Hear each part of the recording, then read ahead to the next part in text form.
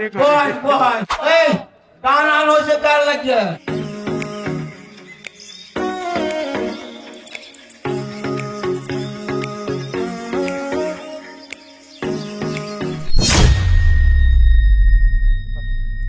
আসসালামু আলাইকুম, কি অবস্থা সবার? কেমন আছো সবাই? দেখতেছো ট্রেন থেকে ভিডিওটা শুরু করছি, মূলত যাইতেছি অনেক দূরে, ময়মনসিং। ভিউটা ভাই দেখো, একদম মানে কি কম, মনের মতো একটা ভিউ পাইছি। আমি সকাল সকাল রওনা দিছি, যাচ্ছি মূলত একটা কাজে। তবে যা একটা খবর আছে ভাই, ভিডিওটা দেখলে তোমরা বুঝতে পারবা যে কি কি দেখছি আজকের এই ভিডিওতে। তো ট্রেন থেকে নাইমা সরাসরি উঠে গেলাম সিএনজিতে। ভাই আমি ঢাকা থেকে আসতে যতটুকু সময় লাগছে তার থেকে বেশি সময় লাগছে আমার এই সিএনজি দেয়া জায়গা মতো যাইতে। মানে বিশ্বাস করবো না ভাই, এতটা দূরে, ঢাকা থেকে যতটুকু দূরত্ব তার থেকে বেশি দূরত্ব ওই জায়গা, মানে একদম বর্ডার সাইড। তবে আমি বর্ডার সাইডটা তোমাদের দেখাইতে পারবো না, বা পাহাড় পর্বত কোনো কিছুই দেখাইতে পারবো না, কারণ আমার যাইতে যেতে রাত হয়ে গিয়েছিল। আর ভাই কি বলবো, আর দুঃখের কথা, ট্রেনে আসতে আমার যতটুকু মানে ভালো লাগছিল তার থেকে বেশি খারাপ লাগতেছে আমার এই রাস্তা দিয়ে যাইতে। একবার রাস্তার অবস্থাটা দেখো ভাই, এই রাস্তায় ভাই শুধু আমার নাচাইছে। তারপর শুরু হলো আমার মাটির রাস্তার জার্নি। আর এই জার্নিতে আমার সফর সঙ্গী হলো হুন্ডা। আর এই মাটির রাস্তায় যাতায়াতের একটাই ব্যবস্থা, সেটা হলো এই বাইক। বাইক ছাড়া এই এলাকায় জার্নি করার মতো কোনো ব্যবস্থা নেই ভাই। আবার যতটুক জানা আমার, এই মাটির রাস্তা দিয়ে আমি আবার অন্য একটা রাস্তায় উঠবো, যে রাস্তায় আবার অটো চলে। তবে আমি এই বাইকটা ডিরেক্ট রিজার্ভ নিয়ে নিছি, কারণ ওই বারবার ভাই অটো, দেন আবার বাইক, দেন আবার অটো, এত কিছু ভাল লাগে না। কারণ আমি আবার যতটুক জানি, এই মাটির রাস্তা দিয়ে যায়া এইখান থেকে নাইমা যদি কোনো বাইক না পাই, তাহলে মানে হাইটা আবার আমার গন্তব্যে যাইতে হইব। সো ভাই এত পেরোনোর কোনো দরকারই নাই ভাই আমার। আমি শুরু করলাম বাইক দিয়েই, বাইকই রিজার্ভ নিচ্ছি, বাইক দিয়েই যাব।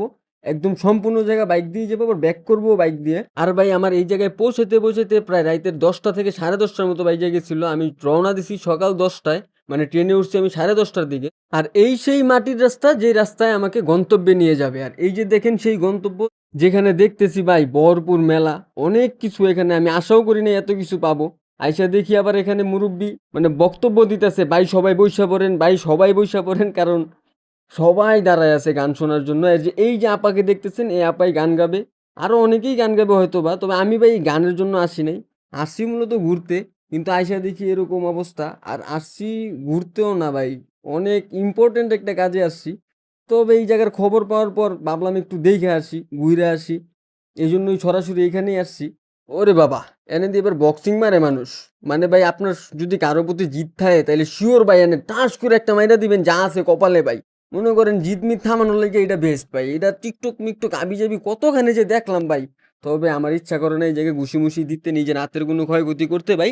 ওই যে এক ভাইয়ে দেখলাম ঘুষি দিয়ে 872 উড়ে এলেছে, বাবারে বাবা, ভাইয়ের ঘুষির কি পাওয়ার। যাই হোক ভাই, দেখতে দেখতে ঘুরতে ঘুরতে লেগে গেছে গা খিদা, প্রচুর জার্নি করছি। দেখলাম হালিম, হালিম দেখলে আবার ভাই আমার, হালিম দেখলে ভাই আবার আমার মাথা মতো ঠিক থাকে না, জিবাটা লোলপুরা জায়গা। তো হালিম লয়ে খাওয়া শুরু করলাম। আর ভাই সত্যি কথা ভাই, হালিমটা এত মজার ছিল বলার বাইরে। যদি টাকা পাই আমি ভাই, এই হালিম যদি পাইতাম ভাই, আমি জানি এই টাকা এই হালিম কখনোই পাবো না। তবে 50 টাকা প্লেট ছিল হালিম, মানে 50 টাকা প্লেট অনুযায়ী 10 আউট অফ 10। যাই হোক ভাই, অনেক বক বক করলাম। যেহেতু গান শুনতে গেছি, আমি একটু গান টান শুনেন ভাই। গান টান না শুনলে কি হইলো ভাই, বুঝেন না? গান শুনতে যেহেতু আইসি, একটু গানই শুনি, আপনাকে একটু শোনাই, শুনেন। আর ও ভাই, গানটা শুন না ভিডিওটা শেষ হয়ে যাবো গা। তো লাইক টেক করে দিয়েন ভাই, দয়া ময়া কইরা, যদি ভাল লাগে। যেমন সুন্দর সুন্দর করে কথা বলছে, আর আমরাও যেভাবে মনোযোগ সহকারে শুনছি, এইভাবে যেন বাবারও বাবা জিও নেতাজি রাসূল নামে করবে আজিজি মিনতি, রাসূল নামে করবে আজিজি।